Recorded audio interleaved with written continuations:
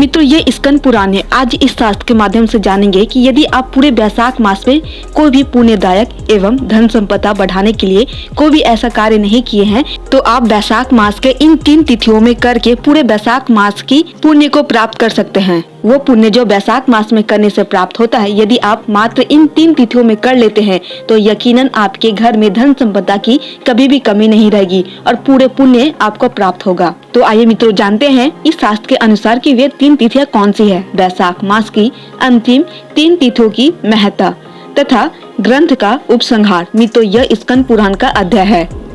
श्रुत देव जी कहते हैं, राजेंद्र, वैशाख के शुक्ल पक्ष में जो अंतिम 3 त्रयोदशी से लेकर पूर्णिमा तक की तिथियां है, वे बड़ी पवित्र और शुभकारक है। उनका नाम पुष्करणी है। वे सब पापों का क्षय करने वाली है। जो संपूर्ण वैशाख मास में स्नान करने में असमर्थ हो, वह यदि इन 3 तिथियों में भी स्नान करे तो वैशाख मास का पूरा फल पा लेता है। पूर्व काल में वैशाख मास की एकादशी तिथि को शुभ अमृत प्रकट हुआ। द्वादशी को भगवान विष्णु ने उसकी रक्षा की। त्रयोदशी को उन श्री हरि ने देवताओं को सुधापान कराया। चतुर्दशी को देव विरोधी दैत्यों का संहार किया और पूर्णिमा के दिन समस्त देवताओं का उनका साम्राज्य प्राप्त हो गया। इसलिए देवताओं ने संतुष्ट होकर इन 3 तिथियों को वर दिया। वैशाख मास की यह 3 शुभ तिथियां मनुष्यों के पापों का नाश करने वाली तथा उन्हें पुत्र पौत्र आदि फल देने वाली हो।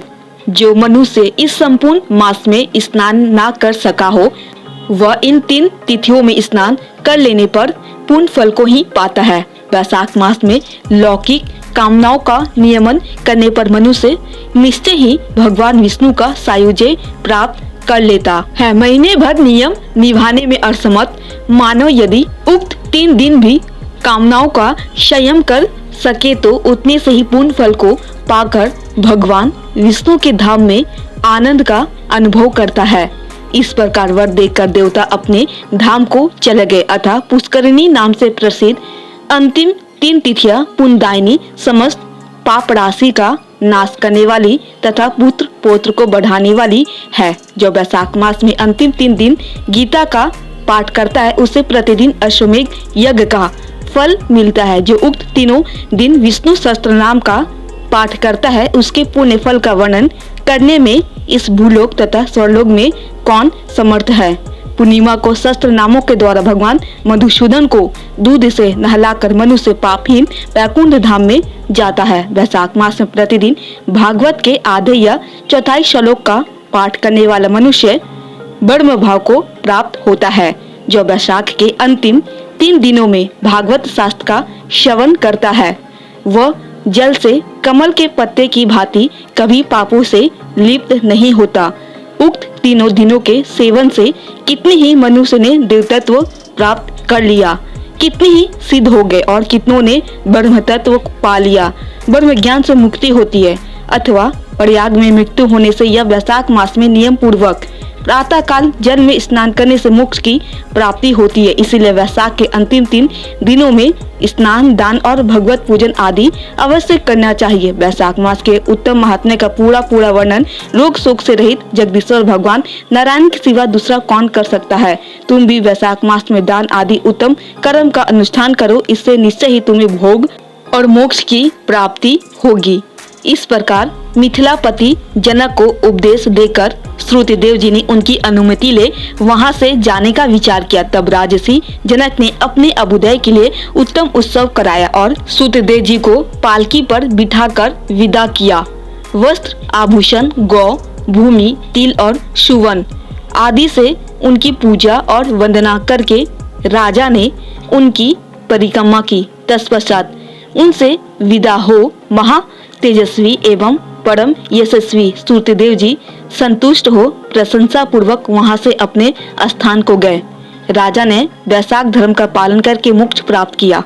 नारद जी कहते हैं, अम्बरीश, यह उत्तम उपख्यान मैंने तुम्हें सुनाया, जो कि सब पापों का नाशक तथा संपूर्ण संपत्तियों को देने वाला है।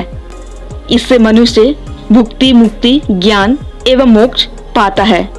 नारद जी का यह वचन सुनकर महायशस्वी राजा अम्बरीश मन ही मन बहुत प्रसन्न हुए।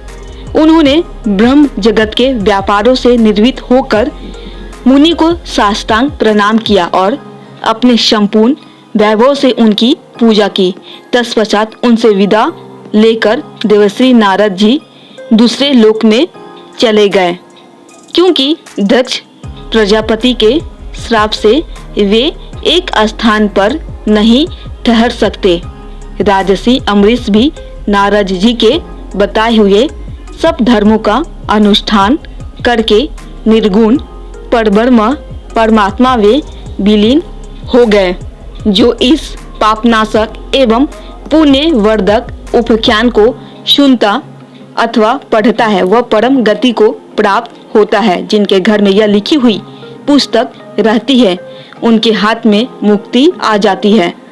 फिर जो सदा इसके श्रवण में मन लगाते हैं उनके लिए तो कहना ही क्या है।